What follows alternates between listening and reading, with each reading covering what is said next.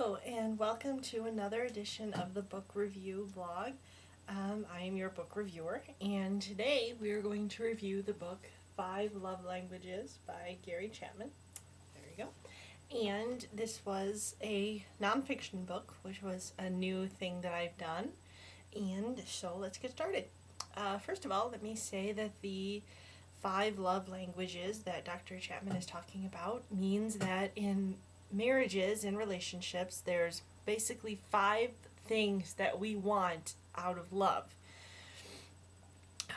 We want these five things. We want words of affirmation, quality time, receiving gifts, acts of service, and physical touch. These are five things that we want people to show to make us love them. So let's get started.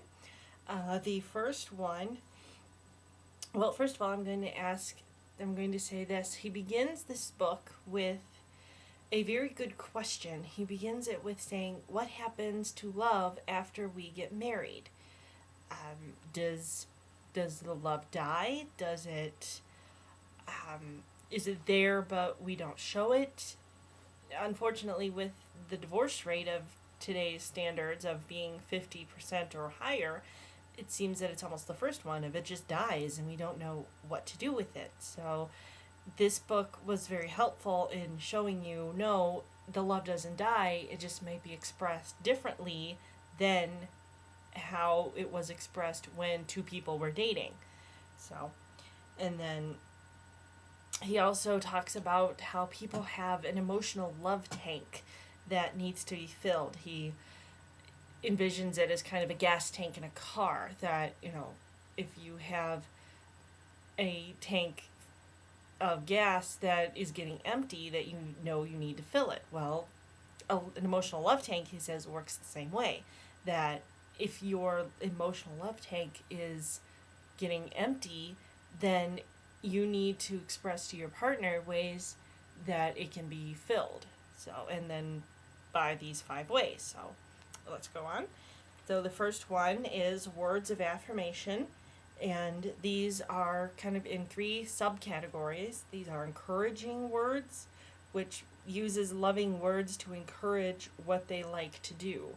So a good example of this in the book is that they talked about a woman who really loved to write as a child and as kind of a preteen and teenager, and she submitted some things into a writing or a kind of a magazine to be written, and the person who read her writing didn't like her writing very much and gave her very harsh words.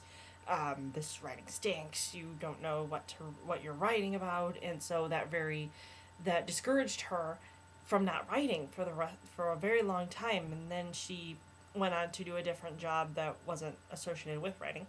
So then her husband saw that what she wrote or found some old writings and said, this is actually very good. You should try this again.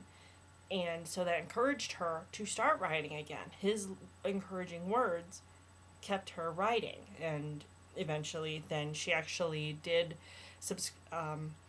put in some things for a magazine. So also there's kind words, which are sort of self-explanatory, but you have to use it in a kind manner, saying the same thing but using two different styles of talking. Whether you could say I really like the way that shirt looks in kind of a kind way, like I just did, or something. I really like the way that shirt works or looks. But saying it in that kind of way shows that you don't really show love in that way. So, and then the last one is humble words, which is request, not demand. Don't say, why don't you do the dishes, or why haven't you done the dishes? Say, what, I really would like you to do the dishes, or could you please do the dishes for me? That's kind of encouraging words to them without using demands, like maybe a parent would demand a child to do. So the next one is quality time, which is defined in the book as giving someone your undivided attention. So this doesn't mean sitting in a room together, maybe watching TV or watching a movie. That's spending time with somebody, but not quality time, because you are distracted by the program that you're watching or another kind of form of media.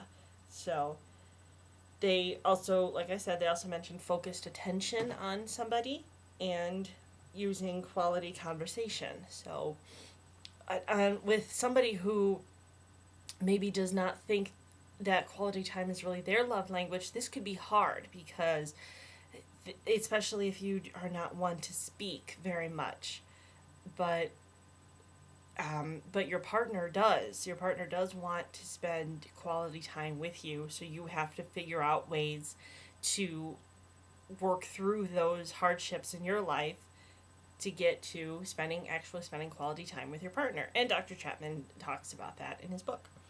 So the third one is receiving gifts. This is kind of self-explanatory, but what his mean is that not just gifts for like your birthday or your wedding anniversary or Christmas. This is more like bringing her flowers once as a surprise, or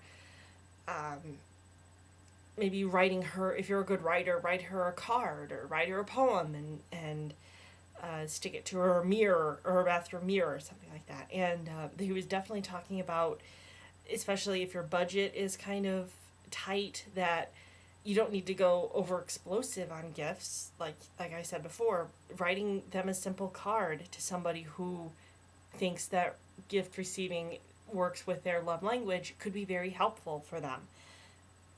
Maybe just being there for them, and especially a very hard time like a funeral or a very stressful time, like if they're in school and they have really hard finals coming up, or they have a really big project. Being there and showing your love could to them be a gift.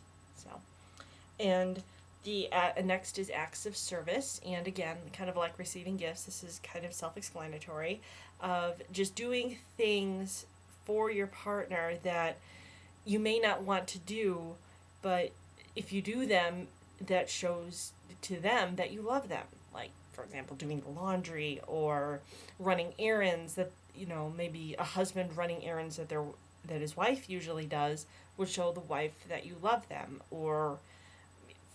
and vice versa, like a wife maybe taking their car in to get serviced, that a husband usually does, or a wife mowing the lawn, that usually is reserved for a husband. That is a good way to show acts of service as love.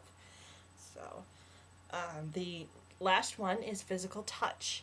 This could be anything. This could be, of course, hugs and kisses and intercourse like that. But this is also like hand holding, and just, there are just some people that physical touch really means something, really means that you love them. And so those are it. Those are the 5 love languages that Dr. Chapman talks about. Of course, in his book, he does go into great detail using examples from his line of work and things like that. So I very recommend you read this. My only problem with it was that this one was, if you get the original 5 love languages, that's for married couples. I mean, I'm not married and I found it very insightful, but he does do one for singles, and he does do one for teenagers. If you're like, well, I'm not an adult, I'm not wanting to get married right away. He does one for teenagers, and at the end of the book, he does do a kind of a quiz, and where you can find your own love languages if you don't know what they are right away. And I did mine, and I found out that mine was physical touch, with a words of affirmation as a close second, which I kind of knew already, but it was good to find that out. Anyway, so there you go. I hope you read the book and enjoy it. And the next book I'm going to do is also a nonfiction book, but it's an autobiography. I am a really big Shania Twain fan, and she has come out with her autobiography from this moment on, so that will be my next review. So, happy reading!